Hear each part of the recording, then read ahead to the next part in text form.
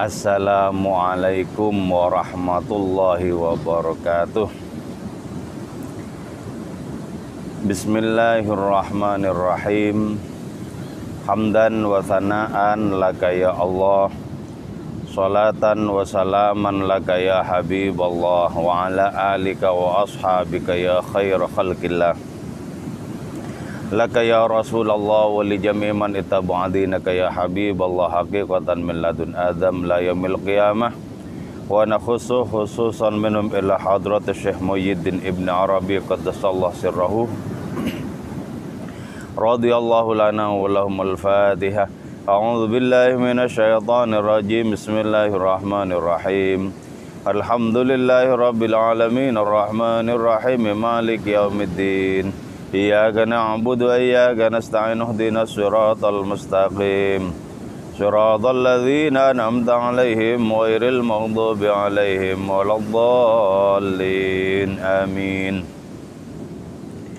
Litaqarrubina ila Allah ta'ala limahabbatina ila Rasulillah sallallahu alaihi wasallam li salamatina fid dini wad dunya wal akhirah liqada'i duyunina liqada'i hajatina min hawaijid dunya wal akhirah litaysiri arzaqina halalan thayyiban mubarakan katsiran wasa'a lisihhati jasadina wa qulubina lisfa amradina zahiran wa batina lidam'il balaya wal mihan wal fitan wal amrad wal asqam wa limanafi'ina limasalihina li ahli baitina wa auladina wa dhurriyyatina wa jiwarina wa asdiqaina wa jami'il muslimin wal muslimat wal mu'minin wal mu'minat al-ahya'i minhum wal amwat wa li'izil islam wal muslimin bijudika ya Allah, bi syafa'ati nabiyyika ya Allah, bi barakati awliyaika ya Allah, wa bi asraril Fatihah.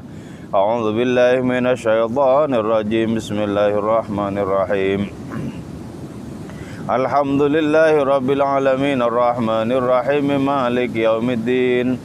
Iyyaka na'budu wa iyyaka nasta'in ihdinas siratal mustaqim siratal ladzina an'amta 'alaihim ghairil maghdubi 'alaihim waladdallin. Amin.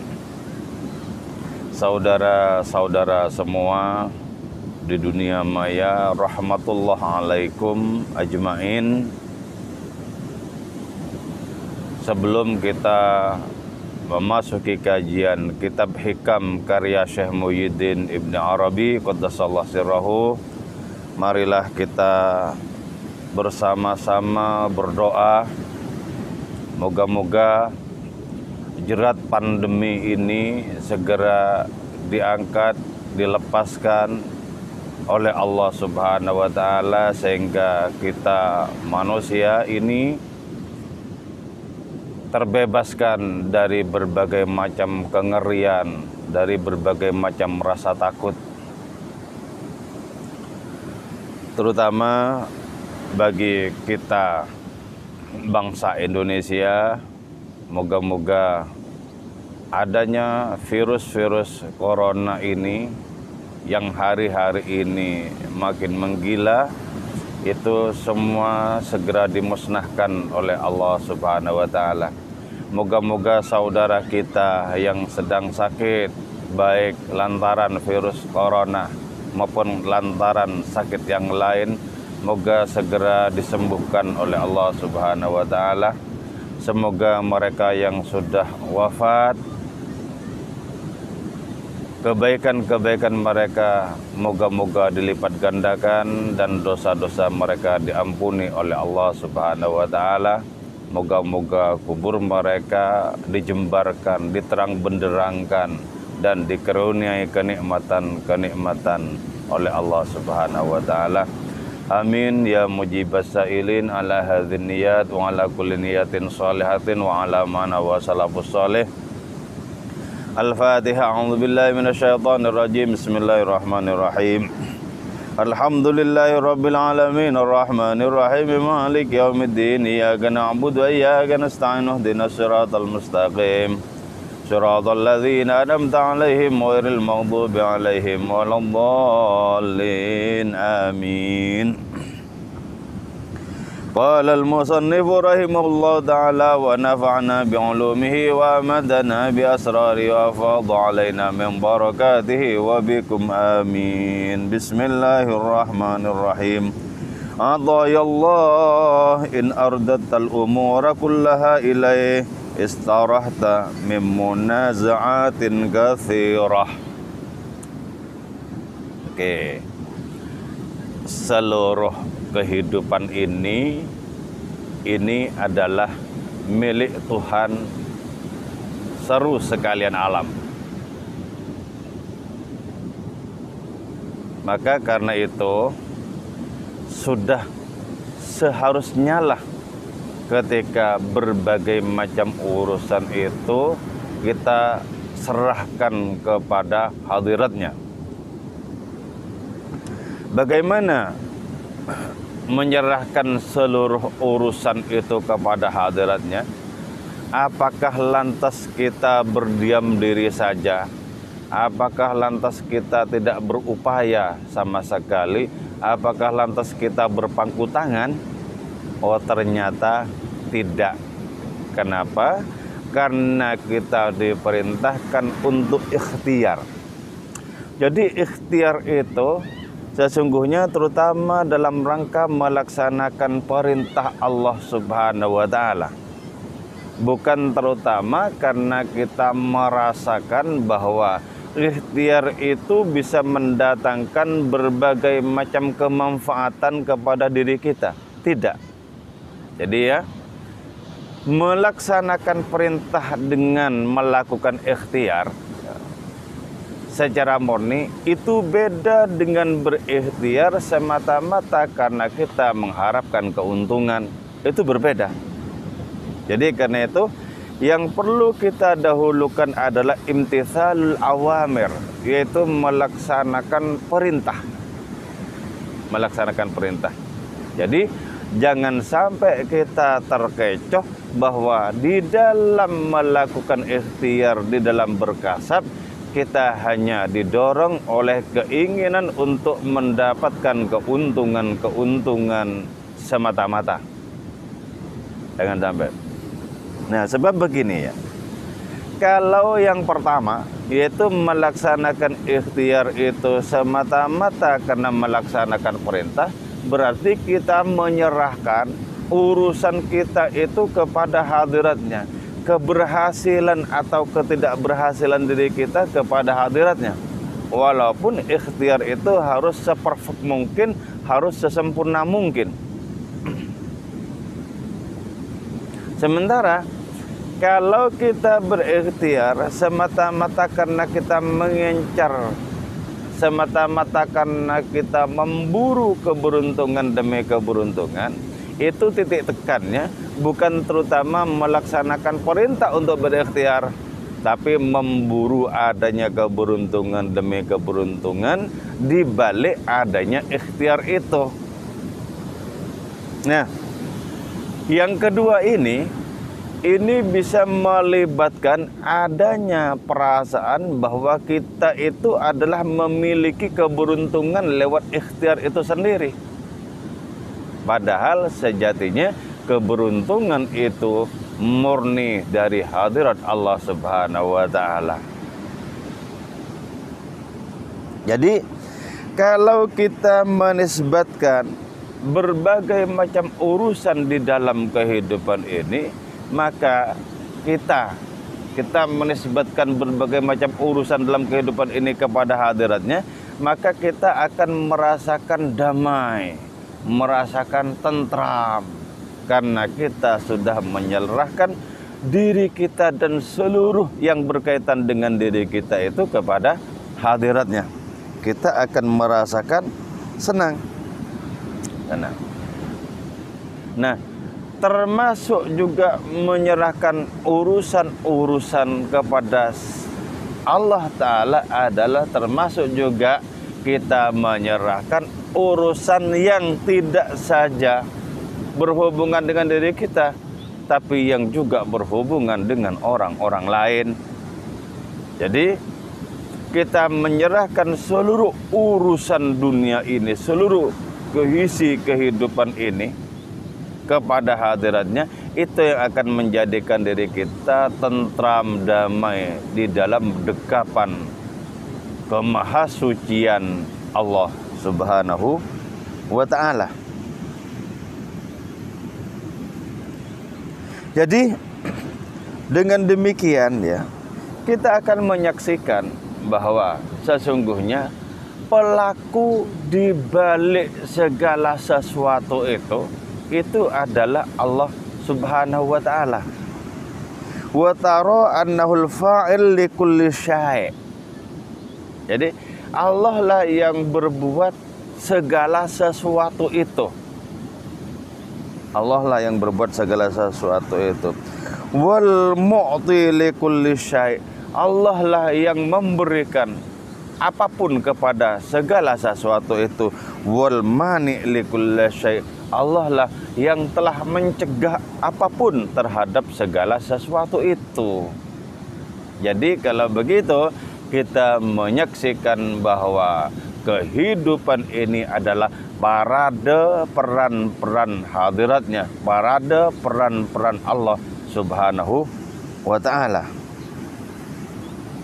Nah, di saat itu kita bisa menyaksikan berlakunya kudrah Allah Ta'ala, berlakunya ketentuan hadiratnya, berlakunya kemahakuasaan hadiratnya itu pada segala sesuatu.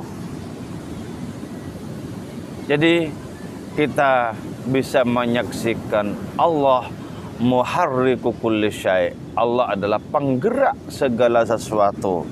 Allah juga adalah yang menjadikan segala sesuatu itu diam, tidak berdaya, diam, tidak bisa bergerak, tidak bisa bertindak apapun.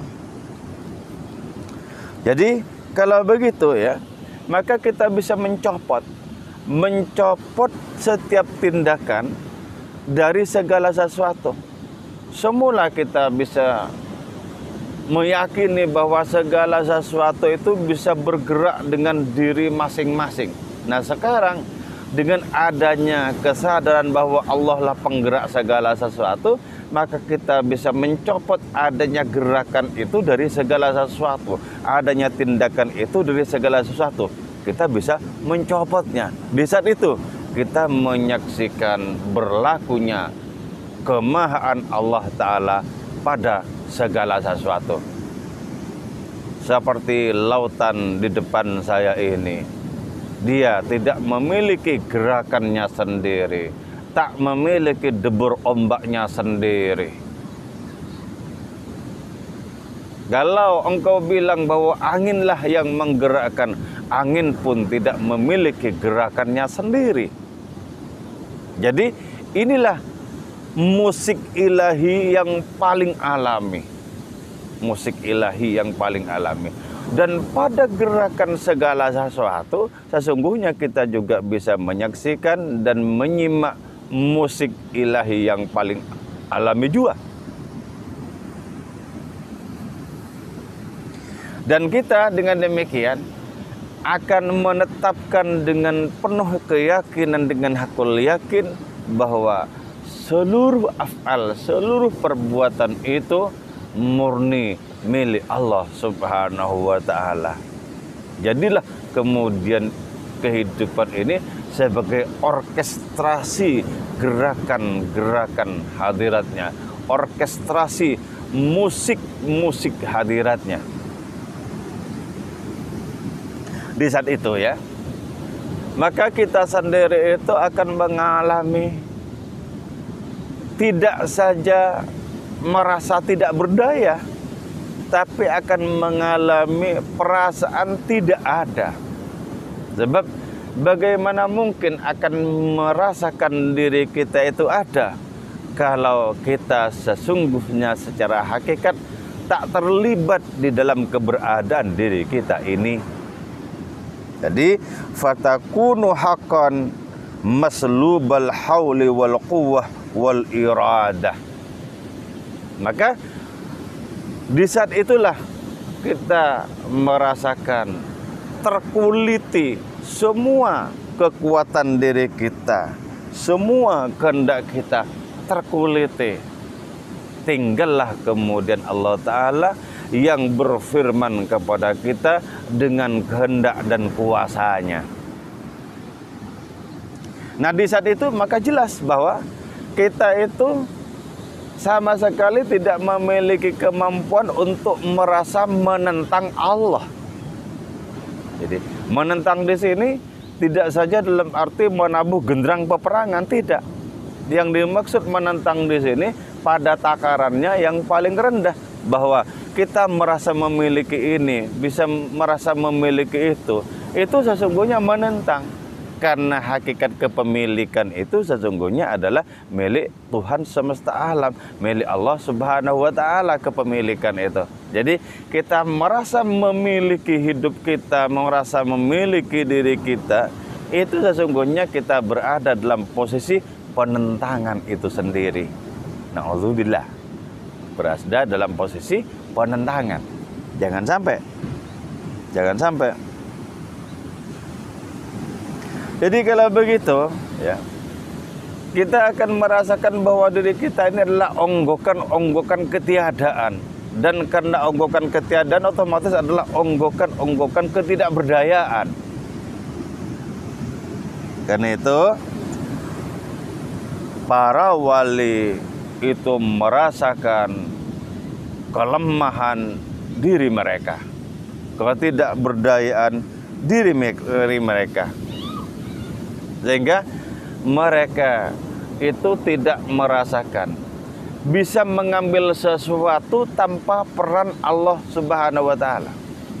Mereka itu merasakan tidak bisa melangkah tanpa dibimbing hadiratnya. Mereka merasakan tidak bisa mengedipkan mata tanpa bimbingan hadirnya. Bahkan mereka merasakan tidak bisa menggerakkan sehelai bulu kuduk pun tanpa bimbingan hadiratnya. Jadi di saat itu segala sesuatu yang terpaut dengan diri mereka kemudian dinisbatkan sepenuh-penuhnya kepada Allah Subhanahu wa Ta'ala. Dinisbatkan sepenuh-penuhnya kepada hadiratnya. Jadi karena itu di antara para wali itu, ya, ketika sedang menempuh perjalanan, kemudian ada sesuatu yang terjatuh yang dibawa oleh mereka. Mereka itu merasa tidak sanggup untuk mengambil sesuatu yang jatuh itu. Kalau mereka ternyata bisa mengambil sesuatu yang jatuh, yang merupakan bagian dari barang-barang bawaannya itu, pastilah merasakan bahwa sesungguhnya yang mengambil itu hakikatnya adalah Allah Subhanahu wa Ta'ala. Jadi di puncak kesadaran ketika manusia menyerahkan seluruh urusannya kepada Allah Subhanahu wa Ta'ala, mereka itu tak lebih seperti samudra yang tak memiliki gelombangnya sendiri, tidak memiliki ombaknya sendiri.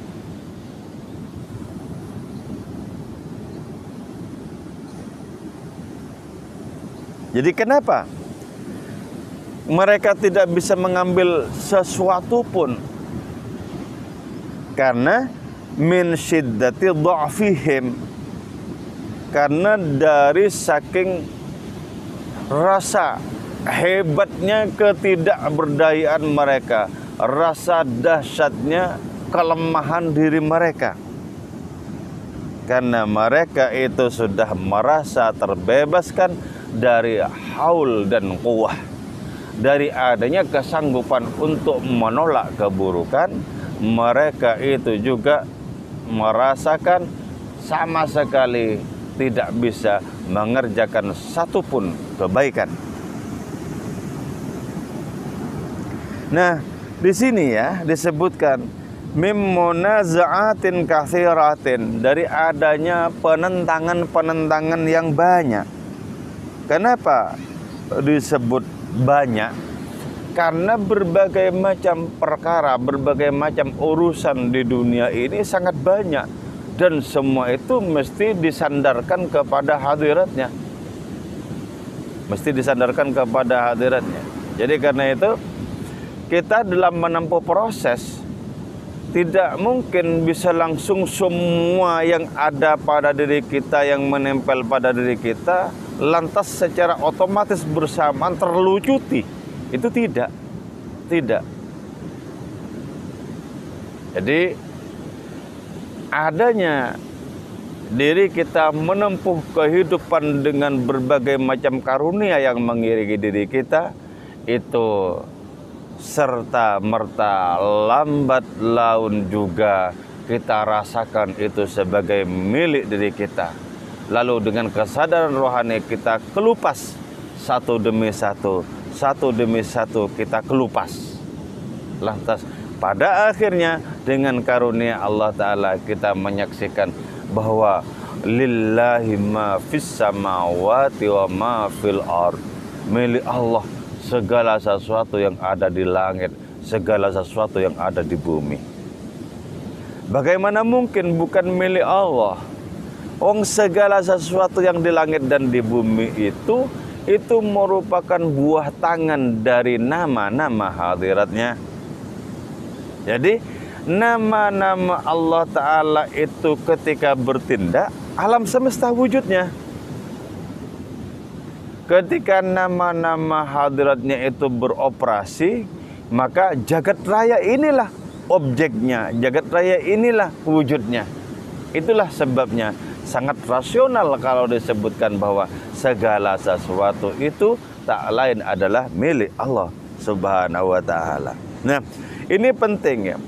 Penting untuk tidak saja hanya menjadi jargon, tapi penting untuk bisa kita rasakan dan bisa kita alami. Jadi, kalau kita betul-betul merasakan terkelupas, terbebaskan dari berbagai macam rasa kepemilikan, maka tidak mungkin kita tergores oleh duka di saat kita mesti berpisah dengan segala sesuatu yang dititipkan itu.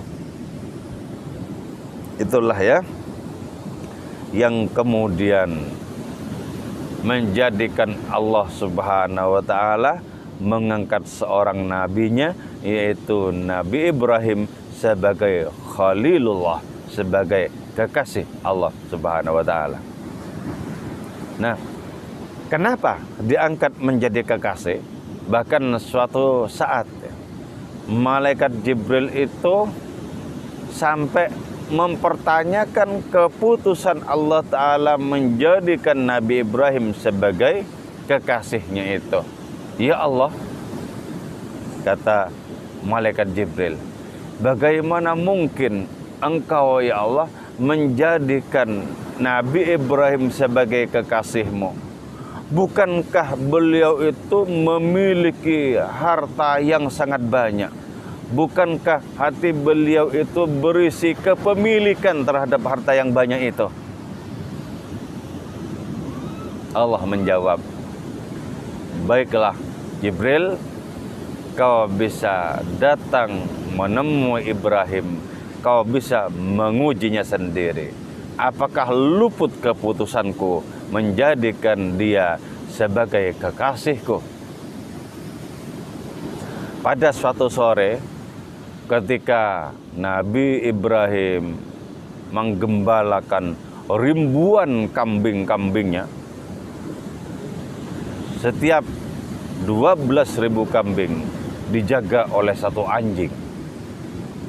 Jadi ribuan, ratusan ribu kambing-kambing beliau itu di suatu sore dijaga oleh beliau, digembalakan oleh beliau.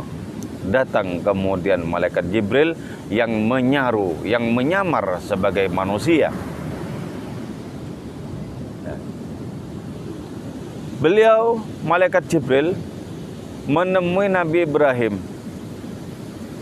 Kisana, kata malaikat Jibril, sungguh teramat banyak harta kekayaanmu, sangat banyak sekali ternak-ternakmu. Bagaimana kalau ini aku ambil separuhnya saja? Apa jawab Nabi Ibrahim? Jangankan cuman separuhnya, semua ini kau ambil asalkan engkau amanah dengan kekayaan ini, aku serahkan dengan lapang hati, dengan lapang dada. Jadi takjub kemudian malaikat Jibril, dan betullah kemudian Allah Subhanahu wa taala yang menyatakan bahwa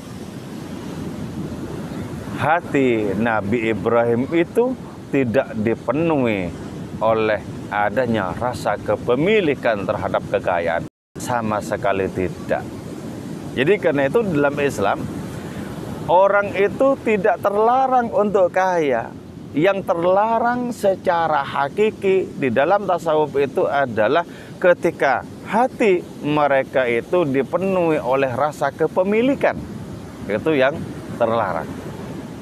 Memiliki segala sesuatu, asalkan hati ini tidak disesaki oleh rasa kepemilikan, gak masalah. Jadi apa yang disebut sebagai zuhud, sebagai sikap asketis atau mengambil jarak dari harta benda duniawi itu bukan lantas orang tidak memiliki apa-apa. Boleh miliki apa saja asalkan rasa kepemilikan itu tidak menggeser posisi Allah Subhanahu wa taala dari dalam hatinya. Karena qalbul mu'min arsyullah, hati orang yang beriman itu adalah istana bagi Allah Subhanahu wa taala.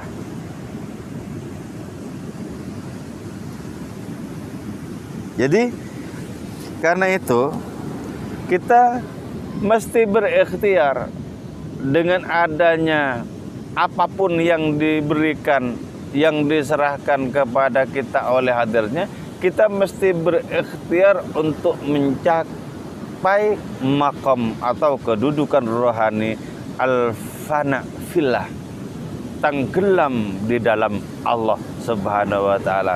Sirna segala egoisme kita di dalam kemahaannya itu. Jadi perlu kita latih terus-menerus, terutama dengan cara mengikuti berbagai macam perintah Allah Ta'ala dan menjauhi larangannya. Jadi kita mesti berjuang untuk mencapai kedudukan al-fana fillah wal baqa billah. Dan setelah mengalami fana fillah, tenggelam sirna dalam Allah Ta'ala, lantas kita memasuki baqa billah, abadi dengan ditopang oleh Allah Subhanahu wa taala. Wal baqa billah, abadi dengan ditopang oleh Allah Subhanahu wa taala. Jadi karena itu ketika seperti itu kita damai. Kenapa? Kita tidak melakukan penentangan-penentangan kepada Allah Ta'ala. Sudah, apapun yang ada, yang melekat pada diri kita, sudah betul-betul kita rasakan, itu bukan milik kita. Betul-betul kita rasakan. Nah, ketika sudah betul-betul kita rasakan, maka kita akan mengatakan sayonara terhadap berbagai macam kepedihan, terhadap berbagai macam penderitaan. Kita akan merasakan damai dalam dekapan hadirat Allah Ta'ala, dalam dekapan Maha Kekasih itu. Jadi kalau sudah seperti itu, kita menelusuri medan-medan kehidupan ini dengan ketenangan, dengan keberanian. Tidak ada apapun yang kita takuti. Itulah yang diungkapkan oleh salah satu firman Allah di dalam Al-Quran itu. Ala inna awliya Allah la khaufun alaihim wa lahum yazanun. Ketahuilah bahwa sesungguhnya para kekasih Allah itu tidak memiliki rasa takut, tidak memiliki rasa sedih. Rasa takut berkaitan dengan segala sesuatu yang akan kita hadapi, dan rasa sedih berkaitan dengan segala sesuatu yang sudah lewat. Jadi dua-duanya itu tidak mungkin hinggap pada hati seseorang yang sudah menyerahkan seluruh urusan kehidupan ini kepada hadiratnya, kepada Allah Subhanahu wa taala. Tak mungkin hinggap. Jadi karena itu tentramlah orang seperti itu. Jadi karena manusia itu hidup ini mencari tentram, mencari damai, maka ikutilah rute-rute yang dipancangkan oleh Allah Ta'ala, oleh hadirnya. Ikuti rute-rute seperti itu. Jadi benar kemudian bahwa kenikmatan kedamaian itu berada di atas kepatuhan yang sangat tulus, dan penderitaan itu berada pada penentangan demi penentangan kepada hukum hadiratnya itu. Taqwal ilah madaru kulli sa'adatin. Takwa kepada Allah adalah fondasi bagi segala kebahagiaan. Jadi, bukankah manusia itu semuanya menginginkan kebahagiaan? Tempuhlah model kebahagiaan yang hakiki, kebahagiaan yang tidak menipu. Apa ada kebahagiaan yang menipu? Ada.